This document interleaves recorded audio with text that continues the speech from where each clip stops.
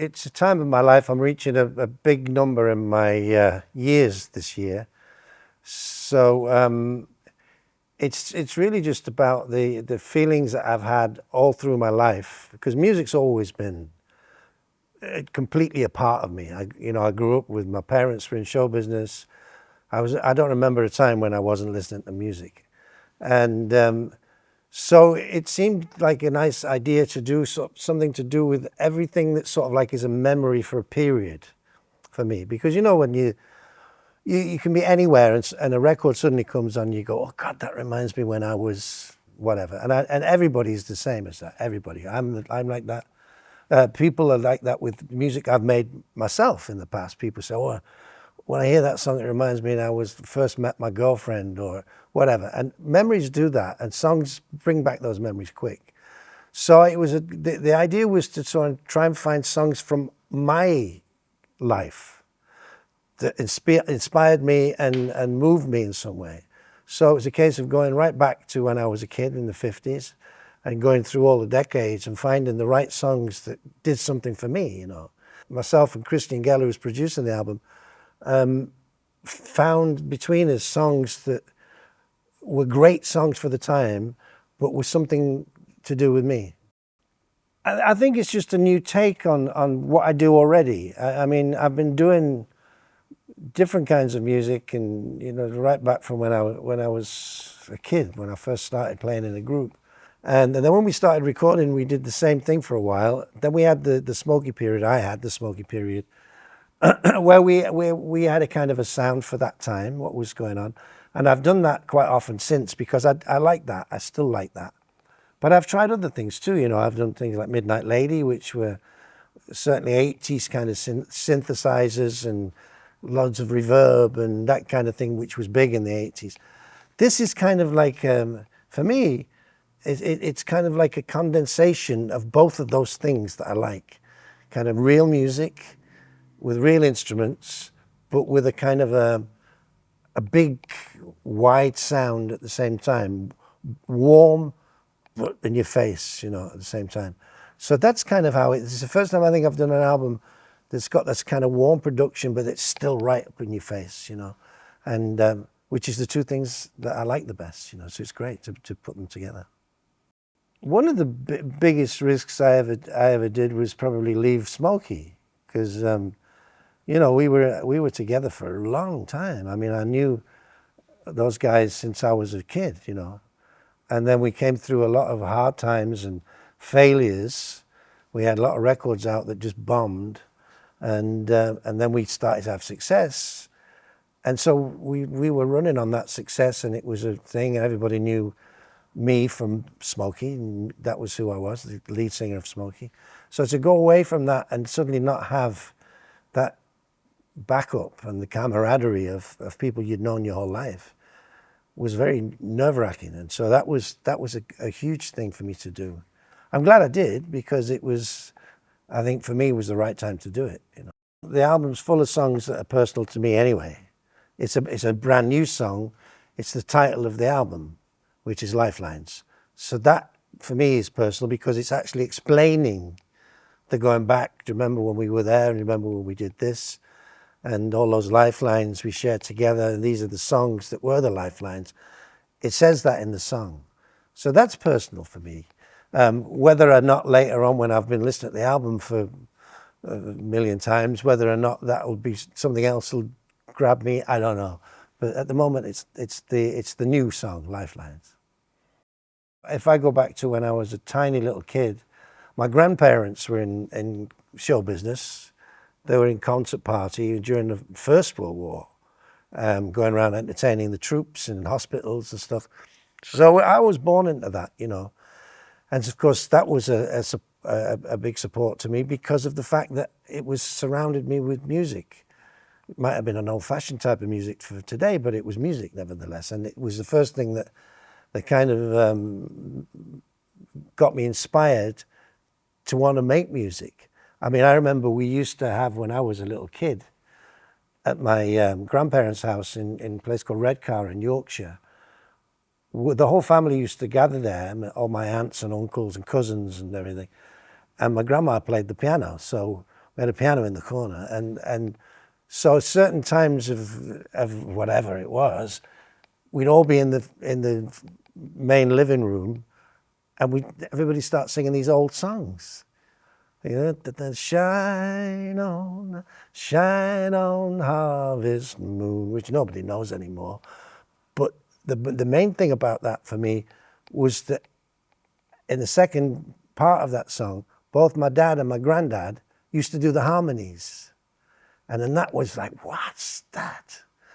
I love that. What's that? And so that was an inspiration for me, because I was always into harmonies after that. I mean, with Smokie, we did a lot of harmonies, and I was always sort of easy to do for me. Maybe because of that, maybe because it was there already, So it was always, I'd say, that's your part, and I'll do one below that, and it was easy. And I loved harmony, and that's probably that. Then my parents later on, as I was growing up, they were in show business too, my mum and dad. My mum was a dancer and then became a singer, and my dad was in an act called the Four Jokers, which was like a Marx Brothers type knockabout comedy act. And they rose quite big in Britain on the variety circuit, did a Royal Variety performance. And so I had that as well growing up. And so when I started playing music when I was a teenager, my parents were fine, because they knew that I could sing, and they knew I could do harmonies, they knew I could play the guitar, they knew I could pick tunes out on the piano a bit, so they knew I had that in me. And they encouraged it. So, and then when I got older and I got married, my wife always supported that. She was never one of those that went, where have you been? You can't keep going. You're always going away on tour and stuff. She was fine with it, because she knew that was what it was all about, what it involved. And so everybody in my life has always been behind everything that I've done. And now my kids are all musical. They all of them play musical instruments, and my daughter sings good, and one of my sons is a great guitar player. Another couple of them play drums and bass, they'll play a bit of everything, because they grew up with a studio with instruments lying around, So of course they're into music. So everything always has been people around me who supported what I was doing in music. I mean, right in the early days of the group, we had quite a few records out that completely failed. And of course, if that keeps happening, you start to think, oh, is there any point in this? And times when we weren't getting enough gigs, enough bookings, and you start to think, well, I can't live on this money, I can't even buy groceries, think times like that. And then you think, maybe I should stop.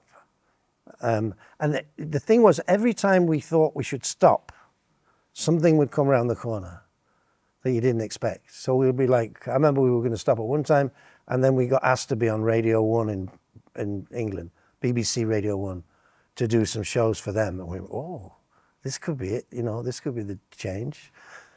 Always something like that. Then there was another time we were getting, that didn't work, we're still nowhere, and then we got asked to back.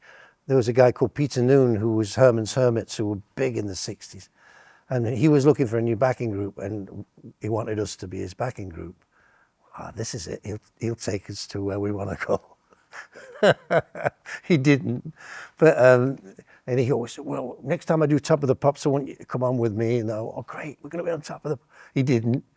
But nevertheless, these were the moments that gave you the encouragement to keep going. So there was a few times when we felt like stopping, but we didn't. And the final time was when we signed the deal with Rack Records, which was Mickey Most label, and we started to have hits. And of course, then we were all right, Well, I miss how it was, when I started, because I was talking about this the other day to somebody. There was so many record labels in London alone, small ones, big ones, medium-sized ones, with all were signing acts. I mean, when we first started, and we got our first record deal in 1968, and it was easy to get a record deal. I mean, we were all right. We were a decent group, but we weren't necessarily that great. We were just all right. But we got a record deal. You could then. And then when that one wasn't working out, we moved to another record company and got another record deal. You can't do that now. Just people who are coming up now, they can't do that. It's just not. First of all, there's not enough record labels because they're all owned by, a few owns them all. They're not spending the same sort of money. There's not the same kind of outlet for music as there was in those days. Because that was the other thing. If you got on Top of the Pops in England, was the big music show then. If you got on Top of the Pops, so you wouldn't be allowed to be on Top of the Pops until your record got into the top 40 or 30, maybe it was. But if you did manage to get, I think yes, it must have been top 40. Because the first time we went on, our record was at 32 in the charts, and they booked us on Top of the Pops. Well, when you did Top of the Pops, your record went up like 15 places in a week, and then another 5 or so. So you'd do it again in 2 weeks, and then it'd go up and up. So it just every time you did Top of the Pops, your record went up. Your record went up. You can't do that now. That doesn't exist, And the music shows that used to be on TV, which everybody watched because we didn't have YouTube and everything else and all the internet stuff we have now. Everybody watched the same programs. So you'd go to school the next day or you'd talk to somebody. Did you see so-and-so on Top of the Pops last night? Oh, yeah, everybody saw it. So that's gone. Record shops have gone. So everything's down to downloads and streaming, mostly streaming. So for me, as an old timer from that days, I missed you put out a plastic single or a vinyl single, and then you watched it grow. You watched the sales grow every day, and then you knew that you were going to have a hit. You could watch that. It was a kind of a thing, and then you'd put the album out, and then you'd watch that grow. Those kind of things don't happen so much. I'm lucky to have been born when I was, because I was right in the middle. I mean, I missed the early 60s when the Beatles and all that was happening. I was a teenager then, 12, 13, 14, 15, when all that was happening. But by the time I was like 17, I was in a band myself, and it was still the late 60s. So I was part of that, and then the 70s and everything.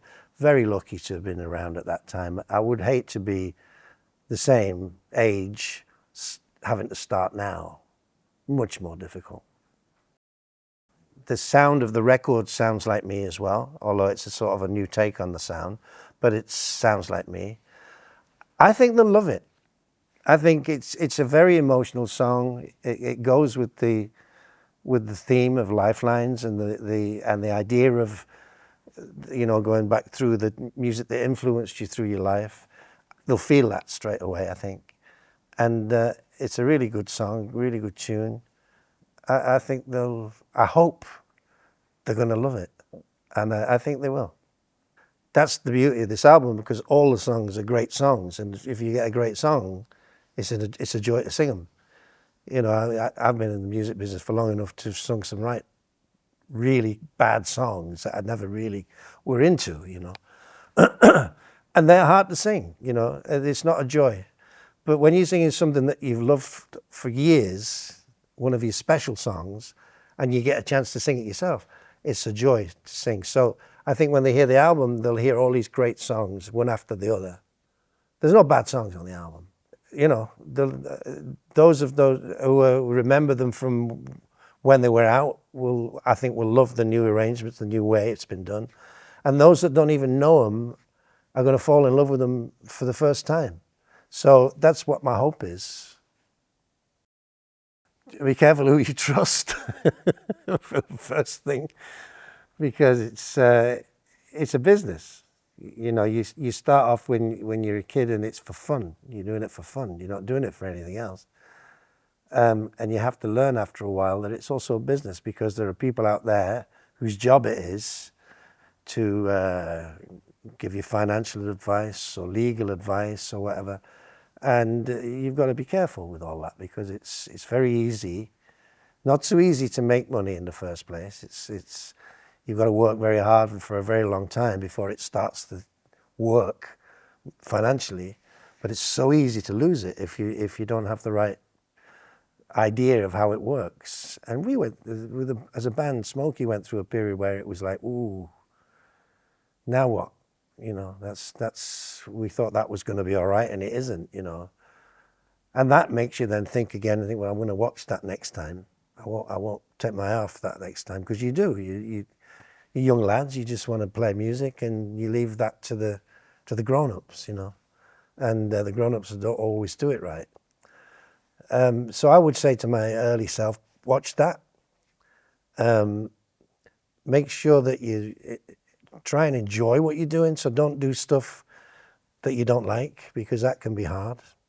And just good luck, really, because it's a minefield to get through. I've got 5 kids. I did have 6, and one of them died in a motorbike accident, Brian, back in 2001. So when you're singing songs that have got talking about missing somebody or letting somebody go or whatever, they're obviously more challenging emotionally to sing. Things like The Air That I Breathe or Crying in the Rain and stuff, with two of the songs that are on the album, were great. They're just brilliant songs, They just, and from the periods that we've been to, people just wrote such great songs in those days. So even if they are emotionally can be a bit challenging, the main thing is the songs are so good that it sort of takes that away. You just want to give a performance. And let's be fair, if something's got an emotional feel about it, it gives you something to work on when you're singing, If you've got a song that's got sometimes all I need is the air that I breathe, you gotta be able to sing that, Well, now, you get used to doing different concerts in different venues in different countries over such a long period of time. But I remember back in the mid-70s, probably, when the first time I was playing in Vienna in a big arena. I don't know the name of it was. There was about 12 to 15,000 people there. And we'd been starting to do arenas. We were growing and growing, and the more we were growing, the bigger the venues were. And the first time that I remember that thing where everybody lights a flame in the audience was in Vienna, mid-70s. And I looked out, and the whole of this huge arena was just pinpricks of light saying that we love this one. And that was like, wow, look at this. And I'd never seen that before. So that's always going to be one of the ones. I've done arenas many times since then and different venues, and I've seen people doing that now a lot. But that was the first time I'd seen it. And to look out into a vast sea of blackness and see all these little lights which meant approval, it gives you chills, I think the production will be bigger for a start. I've done productions with video walls and stuff and different things. We always try and do something, but I think we're going to make it a bit more quality this time, a bit more special. I mean, that's not been arranged yet, but I'm hoping that's going to be that. With having this bunch of songs to do as well, we've got extra repertoire to add. I always do new songs as well as old songs to mix it anyway. So there'll be a load of the older songs still. I'll be singing some of the Smokie songs, some things like Stumbling In and all the people that love that stuff. So we'll be still doing that. We're not going to stop doing that. But we'll be putting in other great songs, which I'm going to hopefully try and make my own.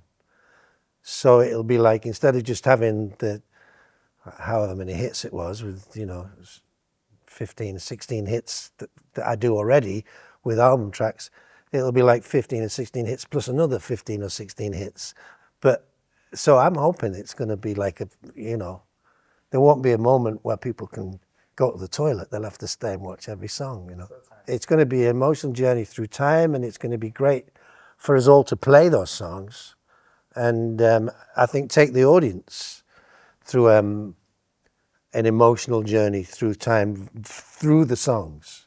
They do that now anyway when I play songs that they know from the Smokie catalogue or from the 80s bit or the Stumbling In bit. That takes people, you see that, there's going to be another load that's going to make them do that too. So the whole set's going to be, you know, people will be joyful and crying and everything.